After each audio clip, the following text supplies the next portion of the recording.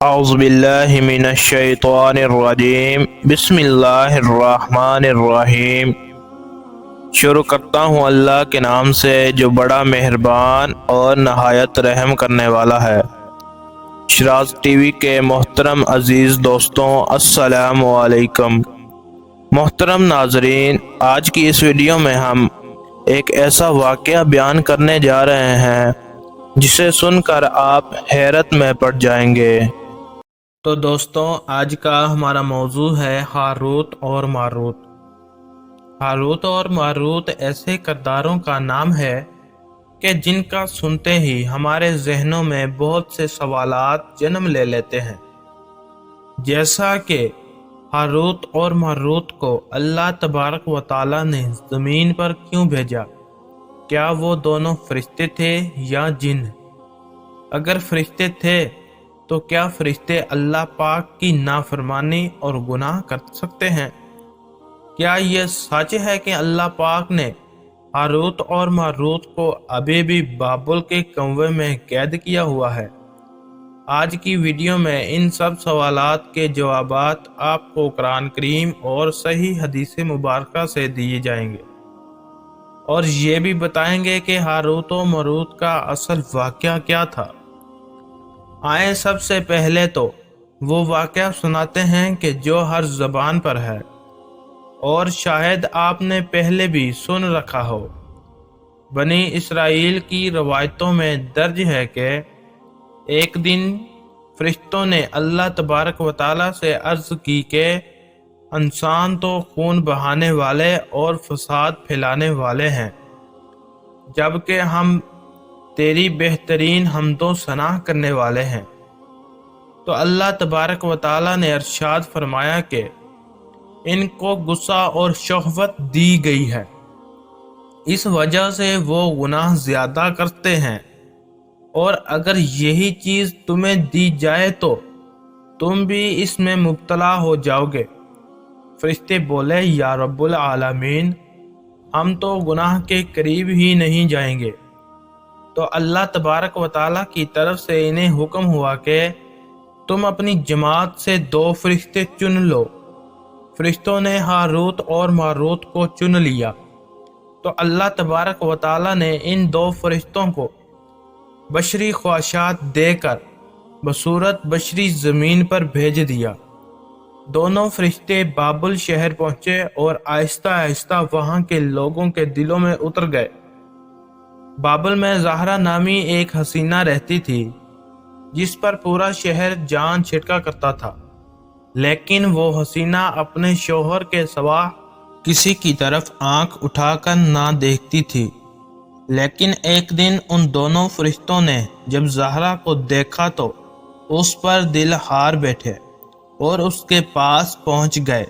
زہرا کہنے لگی کہ میرے اور تمہارے دین میں فرق ہے، میں تب تک تمہیں خود پر قابو نہیں دوں گی جب تک تم میری 3 شرطیں پوری نہ کر دو، اور وہ شرطیں یہ ہیں کہ تم بتوں کی پوجا کرو، شراب پیو، اور پھر میرے خاوند کو بھی قتل کر دو، کیونکہ میرے شوہر کو پتہ چلا تو وہ مجھے قتل کر دے گا، کیونکہ وہ بہت عزت والا ہے۔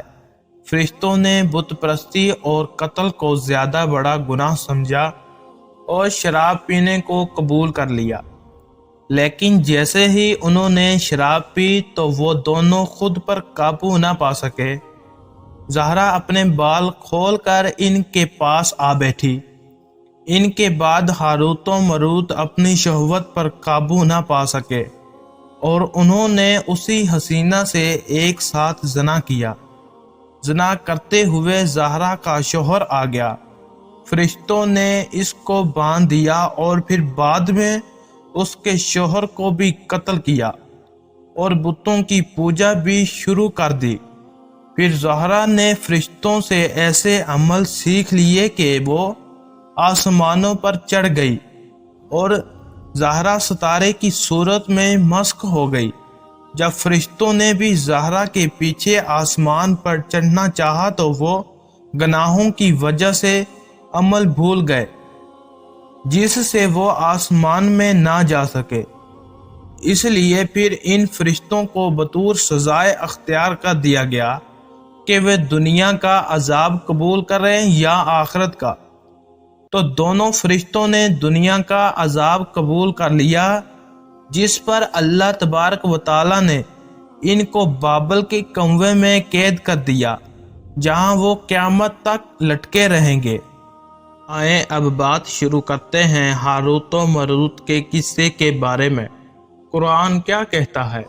ارشاد بارک تعالیٰ ہے، اور انہوں نے اس جادو کے کفریہ کلمات کی پیروی کی جس کو سلیمان علیہ السلام کے دور حکومت میں شیطان پڑھا کرتے تھے، اور سلیمان علیہ السلام نے کوئی کفر نہیں کیا، البتہ شیاطین ہی کفر کرتے تھے۔ وہ لوگوں کو جادو کے کفریہ کلمات سکھاتے تھے اور انہیں اس جادو کی پیروی کی جو شہر بابل میں دو فرشتے ہاروت اور ماروت اتارے گئے تھے۔ وہ فرشتے اس وقت تک کسی کو کچھ نہیں سکھاتے تھے جب تک یہ نہ کہتے ہم تو صرف آزمائش ہیں، تو تم کفر نہ کرو۔ وہ اس سے اس چیز کو سیکھتے جس کے ذریعے وہ مرد اور اس کی بیوی کے درمیان علیحدگی کر دیتے، اور اللہ تبارک و تعالیٰ کی اجازت کے بغیر وہ اس جادو سے کسی کو نقصان نہیں پہنچا سکتے تھے۔ وہ اس چیز کو سیکھتے جو اس کو نقصان پہنچائے اور ان کو نفع نہ دے، اور بے شک وہ خوب جانتے تھے کہ جس نے اس جادو کو خریدا اس کا آخرت میں کوئی حصہ نہیں، اور کیسی بری چیز ہے وہ جس کے بدلے میں انہوں نے اپنے آپ کو فروخت کر ڈالا۔ کاش یہ جان لیتے اصل میں شہر بابل جب اللہ کے نبی کوئی معجزہ دکھاتے تو وہ لوگ اس کو جادو کہتے، اور نبیوں کو بھی جادوگر کہا جاتا۔ تو اللہ پاک نے اپنے دو مقرب فرشتوں کو زمین پر اتارا کہ وہ بابل شہر کے لوگوں کو جادو سکھائے، تاکہ ان کو پتہ چل سکے کہ جادو اور نبی کے معجزات میں کیا فرق ہے۔ لیکن ایک بات بتاتے چلیں کہ اللہ تبارک و تعالیٰ نے ان فرشتوں کو یہ بھی حکم دے رکھا تھا کہ جو بھی جادو سیکھنے کے لیے آئے تو پہلے اس کو آگاہ کریں کہ جادو ایک کفر ہے، اور لوگ جادوگروں کی ابتدا سے دور رہیں اور میرے نبی پر ایمان لے آئیں۔ اب دیکھتے ہیں کہ ہاروت و ماروت کے قصے کے بارے میں مشہور مفسرین کی کیا رائے ہے۔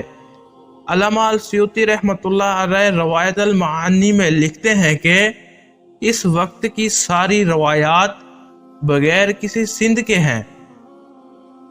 روح المنانی اس طرح حافظ ابن کثیر تفسیر ابن کثیر میں لکھتے ہیں کہ ہاروت و ماروت قصے میں بہت سی تابعین نے ایسی روایات ذکر کی ہیں کہ جس کی بنیاد اسرائیل کی روایات ہیں، لیکن اس قصے پر نبی کریم صلی اللہ علیہ وآلہ وسلم کی کوئی حدیث مبارکہ موجود نہیں۔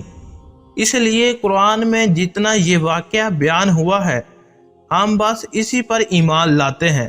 علامہ قرطبی الجامع الاحکام القرآن میں لکھتے ہیں کہ ہاروت و ماروت کے متعلق تمام روایات صحیح ہیں۔ فرشتے معصوم ہوتے ہیں، وہ اللہ پاک کے کسی حکم کی نافرمانی نہیں کر سکتے۔ امام رازی تفسیر کبیر میں فرماتے ہیں یہ تمام روایات قرآن پاک میں بیان کی گئی فرشتوں کی صفات کے خلاف ہیں، اس لیے یہ من گھڑت اور فاسد ہیں۔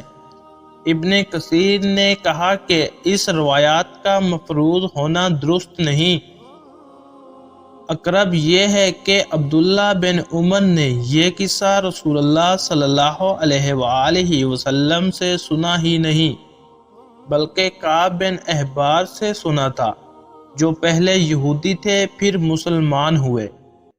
وہ صحابی بھی نہیں تھے بلکہ وہ تابعی تھے، اور وہ یہودیت کے زمانے میں بہت سی باتیں اور بہت سے قصہ یہودیت سے سنا کرتے تھے، وہ بطور حکایت صحابہ و تابعین کے سامنے بیان کر دیا کرتے تھے، جس سے ان کی غرض یہود کے اقوال اور ان کے من گھڑت قصوں کی توسیع اور تصدیق ہوتی تھی۔ فرشتوں کے بارے میں اللہ پاک قرآن میں ارشاد فرماتا ہے، وہ وہی کام کرتے ہیں جن کا انہیں اللہ حکم فرماتا ہے۔ ایک اور جگہ ارشاد ہوتا ہے کہ بلکہ فرشتے ان کی منکرم بندے ہیں، ان کی اجازت سے پہلے بات نہیں کرتے اور وہ اسی کے حکم پر کاربند رہتے ہیں۔ اسی طرح سورۃ نحل میں ارشاد ہوتا ہے کہ وہ فرشتے تکبر نہیں کرتے، اپنے اوپر اپنے رب کے عذاب سے ڈرتے اور وہی کام کرتے ہیں جس کا انہیں حکم دیا جاتا ہے۔ اسی طرح سورۃ انبیاء میں ارشاد ہوتا ہے کہ اور جو اس کے پاس فرشتے ہیں وہ اس کی عبادت سے تکبر نہیں کرتے اور وہ نہ تھکتے ہیں، رات اور دن اسی کی تسبیحات کرتے ہیں اور سستی نہیں کرتے۔ اس لیے ہم بحیثیت مسلمان قصہ ہاروت و ماروت کے صرف اسی حصے پر ایمان لاتے ہیں جو قرآن پاک میں بیان ہوا ہے۔